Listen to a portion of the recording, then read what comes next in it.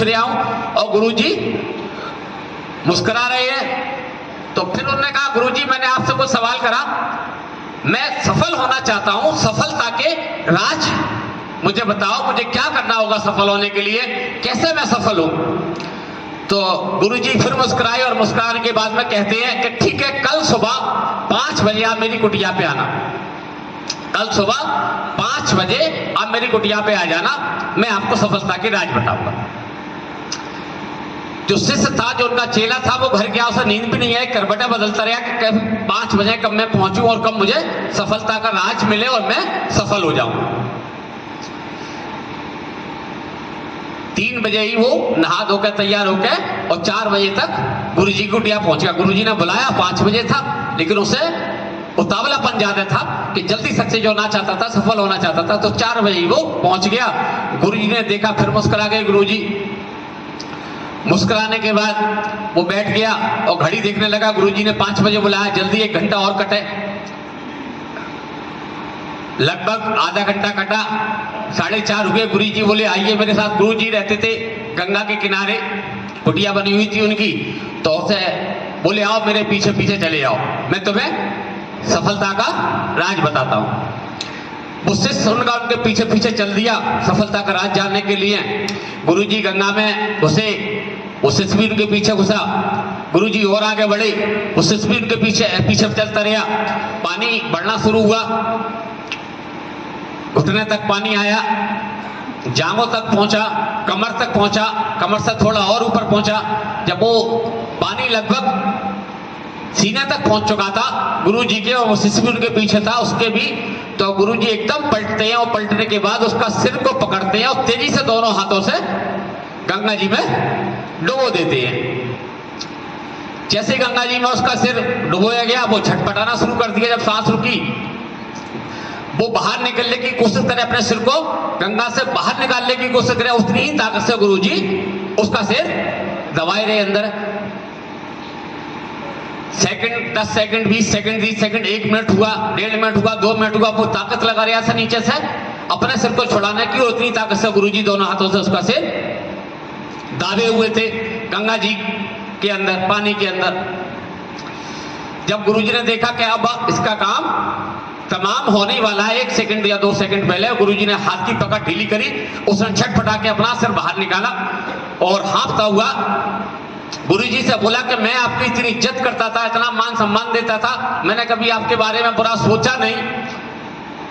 कभी करना तो अलग चीज है, कभी मेरे दिमाग में आपके बारे में बुरा बात नहीं आई। आपको कितना बड़ा वो मानता था, मैं अपना सब कुछ मानता था, और आपने तो मेरी जान लेने की कोशिश करी। मैंने आपसे एक सफलता का राज तो पूछा था और आपने तो मेरी जान लेने की कोशिश करी। गुरुजी फिर मुस्कुराए और एक सवाल दागा उसके ऊपर। वो सवाल था कि जब तुम पानी के अंदर थे, जब तुम्हारा सिर पानी के अंदर था, उस वक्त तुम्हें कैसा महसूस हो रहा था? क्या क्या चीज की आवश्यकता थी? क्या क्या तुम्हारे सपने थे? क्या क्या तुम्हारी जरूरतें थी? कैसा महसूस हो रहा था? बंगला, गाड़ी, घर, घोड़ा, क्या क्या आपको चिंता कर?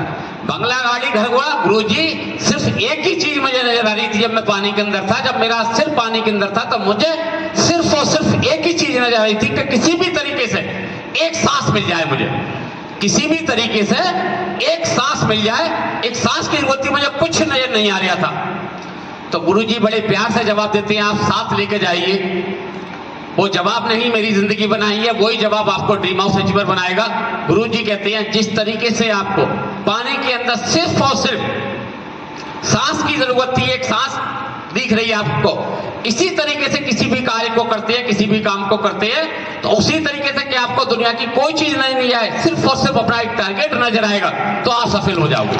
तो साथियों, बस जिस दिन मैं आस्था में लगा था, मैं भी समझ रहा हूँ किसी की मजाक हो रही, मुझे भी साइकिल, मेरे पास तो वाहनों के नाम पे साइकिल हुआ करती थी एक पुरानी सी, उसी से मैंने वर्किंग शुरू कर दी थी। लोग कहते हैं सीनियर 2-3 लेवल मेरी पार हुई, मतलब 10-11 लोग लग पाए। मेरे सीनियर भी 8-8 दिन के लिए गोल होते थे, क्योंकि उनकी भी टीमें होती हैं सीनियर लोगों की। तो मैं अपनी साइकिल उठा के ही चल देता था। पर जो भी लोग मेरे साथ लग गए थे 10-12-15 लोग, उन्हीं को साथ बिठाला और चलो भाई तुम मिलवाओ, चलो भाई तुम मिलवाओ। मैंने सीखा और सिखाया। मुझे नहीं मालूम पड़ा मैं कब ड्रीम हाउस हो गया। और सच्चाई तो ये है कि मैं ड्रीम हाउस लेने के काबिल था ही नहीं, लेकिन वो एक पागलपन सवार था। वो एक पागलपन ने मुझे ड्रीम हाउस बना दिया। वो लोगों की मजाक, लोग कहते हैं मजाक उड़ाते हैं, ये भी गलत है। वो मजाक नहीं उड़ाते, वो हमें याद दिलाते हैं, वो हमें याद दिलाते हैं। सच्चाई ये है कि कभी कभी दिक्कतें मेरे सामने बहुत बड़ी बड़ी। सुनीता देवी 500 रुपए की विजयमाला लेके आई हैं। तो इन लोगों के सम्मान में एक बार तहे दिल से जोरदार ताली हो जाए साथियों, जोरदार तालियां।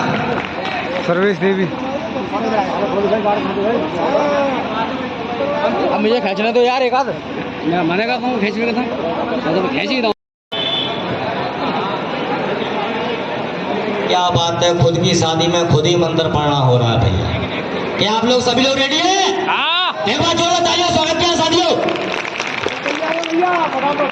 फटाफट। हाँ।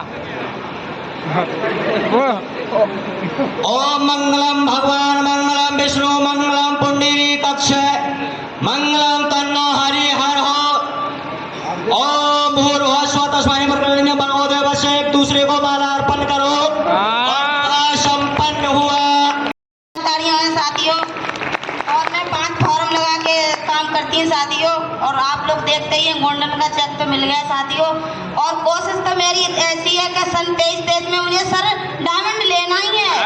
जब मुझे कितनी मेहनत करे, मेरे 4 बच्चे बहुत छोटे हैं, मैं घर पे छोड़े आती हूँ बस एक आस के ऊपर, भगवान के ऊपर, किसी से कह के भी नहीं आती हूँ साथियों। और मुझे सन 23 में डायमंड लेना है साथियों। नमस्कार साथियों। लगा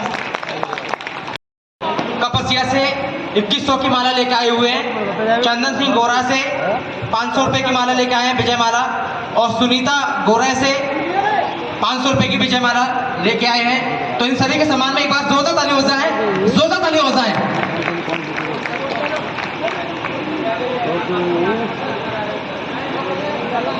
और यहाँ पर चेक तो दिया जाता है, साथ में नोटों की माला भी, यानी कि माला माल चेक भी दिया जा रहा है।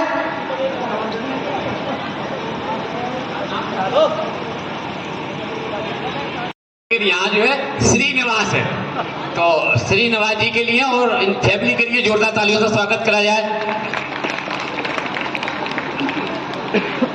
आज तालाब के से अनारकली को इलाका चेक।